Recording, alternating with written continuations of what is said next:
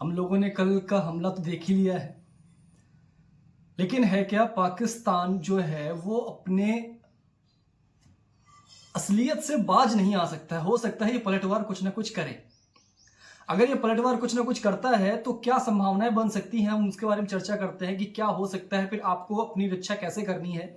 ये अभी हाल ही में मेरे ऑफिशियल जो हम लोगों का ग्रुप है उसमें ऑफिस की तरफ से एक न्यूज़ आई है, पूरी पीडीएफ भेजी है। मैं आपको पढ़ के सुनाता हूँ कि क्या स्थितियां हो सकती हैं, तो क्या आपको करना है और परमाणु हमला जो है वो कहाँ पे हो सकता है, ये सारी चीज़ें मैं आपको बता रहा हूँ। अभी रिसेंटली मेरे पास आई है। देखिए, इन्होंने दिया है कि अगर पाकिस्तान परमाणु हमला करता है तो पारंपरिक युद्ध छेड़ता है, या अगर तो ये 3 संभावनाएं इनकी हो सकती हैं। अब वो कौन सी संभावनाएं हैं? पहली संभावना है सीमित पारंपरिक युद्ध, जिसको हम लोग बोलते हैं कॉन्वेंशनल वार।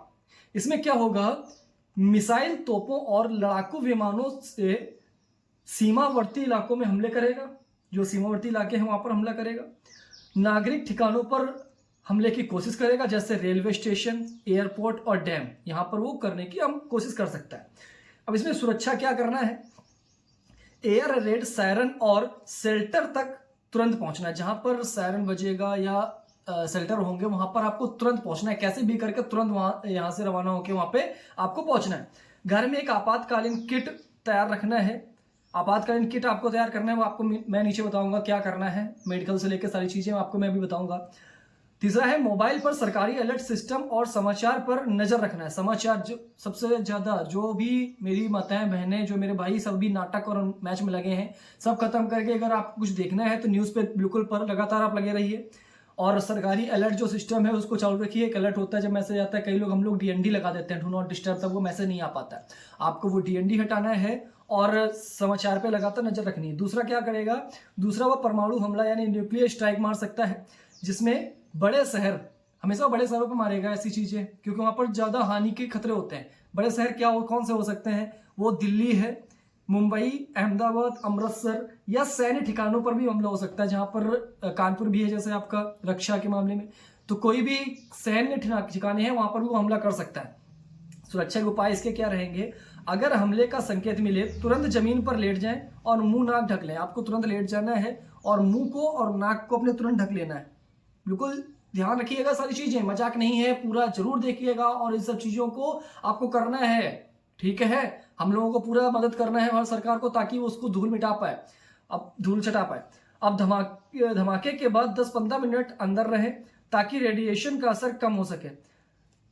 अगर धमाका होता है न्यूक्लियर का तो आप घर के अंदर ही रहें, घर के बाहर नहीं निकलना है आपको। 10-15 मिनट तो बिल्कुल नहीं निकलना है, गेटेड कुछ भी नहीं खोलना है, न्यूक्लियर का असर ताकि उत्तेजना कम हो जाए। घर की खिड़की दरवाजे बंद करें, पानी और खाना सील करके रखें।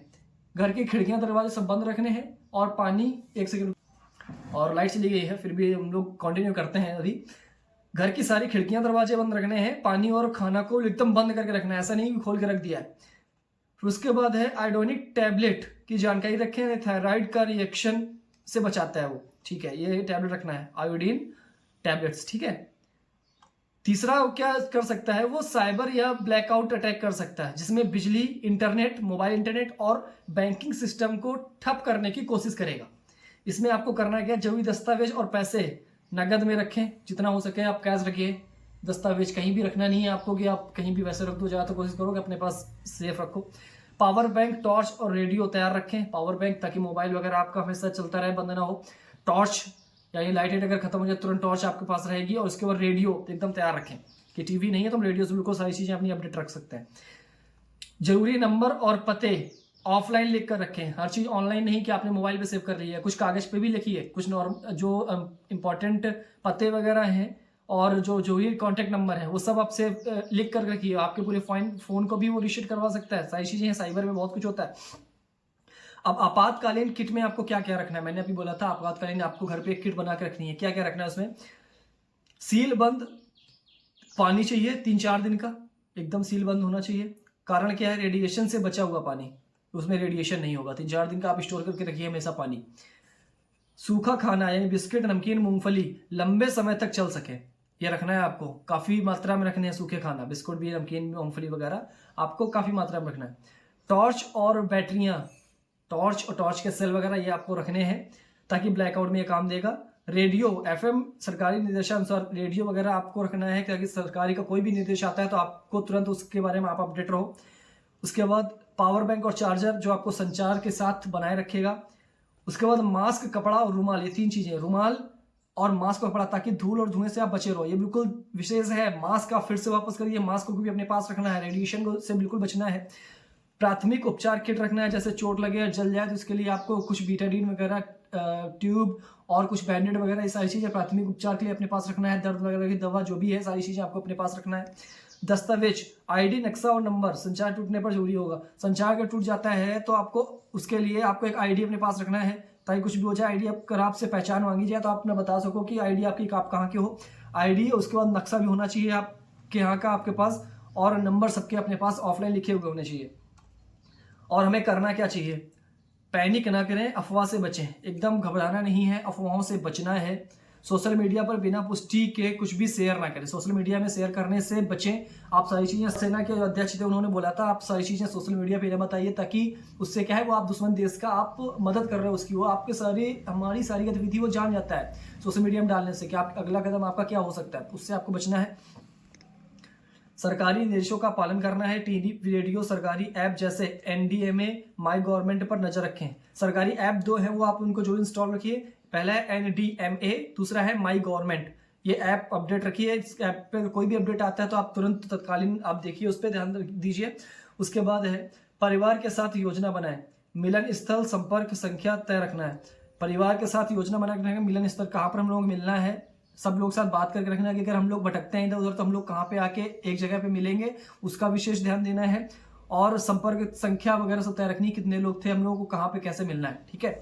मकान के सबसे मजबूत हिस्से में रहें, जैसे बाथरूम या सीमेंट का कमरा जो सबसे मजबूत हिस्सा है। बाथरूम को क्यों कहते हैं, क्योंकि हम लोग घर बनवाते हैं, उसके बाद पानी से जितनी अच्छी तराई होती है हम लोग जानते हैं उस ठंडा रहेगा, ऐसा नहीं है, वो उतनी ज़्यादा मजबूती पकड़ता है। तो अभी बाथरूम जो होता है वो मजबूत हिस्सा होता है। और सीमेंट का जो कपड़ा, कच्चे कमरे नहीं, सीमेंट का यानी जो पक्का कमरा है वहां पर, और या फिर बाथरूम में आपको ऐसी जगह पे रहना है।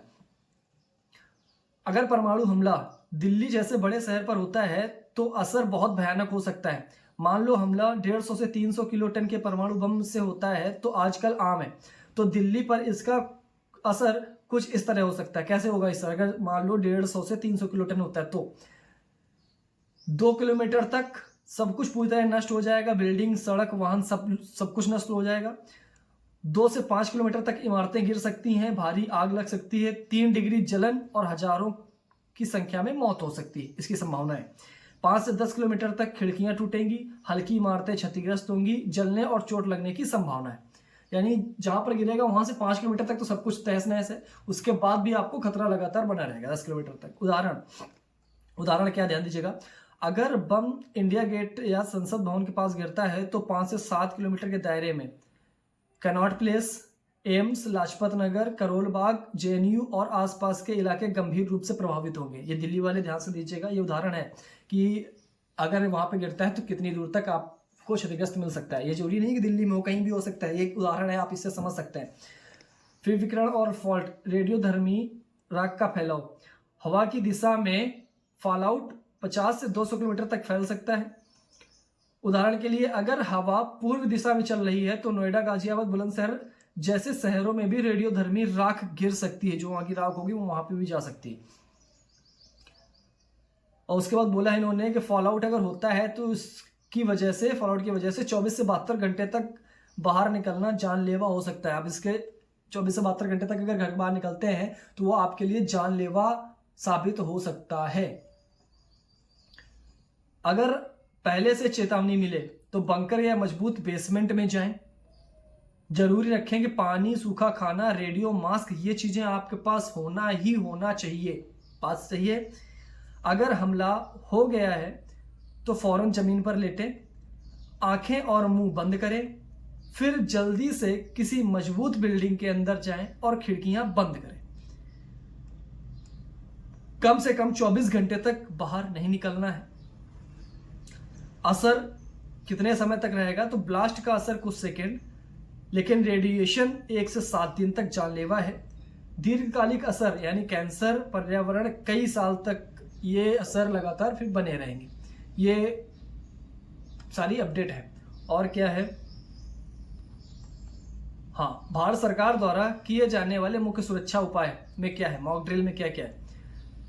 पब्लिक वार्निंग सिस्टम है, इसमें क्या होगा, सायरन, मेगाफोन, मोबाइल अलर्ट और एनडीएमए ऐप से चेतावनी देने का अभ्यास।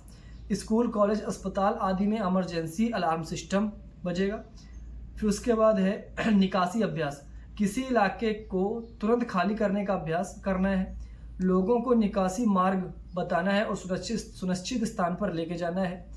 फर्स्ट एड यानी पुलिस, सेना, एनडीआरएफ और फायर ब्रिगेड द्वारा बचाव ऑपरेशन का अभ्यास करना है। आम लोगों को प्रशासनिक उपचार यानी सीपीआर वगैरह देना है। ये सारी चीज़ें सिखाई जाती हैं इसमें सब चीज़ें। और सुरक्षित इमारतों को प्रशिक्षण, मजबूत सरकारी भवन को बंकर या अस्थायी शरण स्थलों के रूप में चिन्हित किया जाता है। इनके अंदर रहने, खाने और इलाज की व्यवस्था चेक की जाती है बंकर के अंदर। संचार और ऑर्डिनेशन की बात की जाए तो मॉक ड्रिल में शामिल होते हैं जिला प्रशासन, स्वास्थ्य विभाग, पुलिस, सेना, रेलवे, बिजली विभाग, मोबाइल कंपनी आदि। ये चीज़ें, ये सारे लोग मॉक ड्रिल में होते हैं। रेलवे भी अपना शामिल है इसमें। सभी एजेंसियों के बीच तालमेल और निर्देश प्रणाली की जांच होती है। जनता की भागीदारी कैसे, स्कूल, ऑफिस, अस्पतालों में इवैक्यूएशन अभ्यास कराया जाता है। स्वयं सेवकों, वॉलेंटियर की भूमिका तय करना। फिर उसके बाद है फॉलआउट और रेडिएशन से बचने की ट्रेनिंग दी जाती है। कैसे, परमाणु राख से बचने के लिए मास्क, सीलिंग रूम, बाहर न निकलने जैसी बातों को बताया जाता है। मानचित्र और नक्शे का प्रयोग किया जाता है। कैसे, किसी इलाके में खतरा अधिक है, जहां जाना सुनिश्चित है, इसका अभ्यास किया जाता है। सामान्य नागरिकों को क्या करना चाहिए मॉक ड्रिल में, निर्देश को गंभीरता से लें और ड्रिल को मजाक न समझें। पहली बात तो ये, कई लोग हम लोग ड्रिल को मजाक समझते हैं। साफ साफ बोला है, ड्रिल को आपको मजाक नहीं समझना है। बताई गई जगहों पर समय पर पहुंचना है और मास्क किट को हमेशा अपने साथ रखना है। अपने परिवार को भी यह जानकारी देना है, सारी जानकारी जो है अपने परिवार को भी दीजिए। और एक चीज सबसे इंपॉर्टेंट क्या है, एनडीएमए यानी national disaster management authority app सब लोग अपने फोन पे डाउनलोड कर लीजिए। ये नोटिस है जो अभी आई है और सारी चीज़ें एकदम सही हैं। तो सबसे एकदम क्लियर है कि आप लोग इसको गंभीरता से लीजिए, कोई मजाक न लीजिए। और जितनी भी सारी चीज़ें मैंने बताई हैं, सारी चीज़ें अपने पास एकदम स्टोर करके रखिए, एकदम एक्टिव रहिए, क्योंकि कभी किसी का भरोसा नहीं है। ठीक है, और कोई अपडेट आती है तो मैं तुरंत आपको बताता हूँ। मिलते हैं आपसे अगले वीडियो में, तब तक के लिए जय हिंद। यहाँ भी लाइट की काफ़ी समस्या आ गई है, लगातार लाइट आ रही है, जा रही है, एकदम आ रही है, जा रही है। तो कुछ भी अपडेट होता है बताते हैं आपको। मिलते हैं, जय हिंद।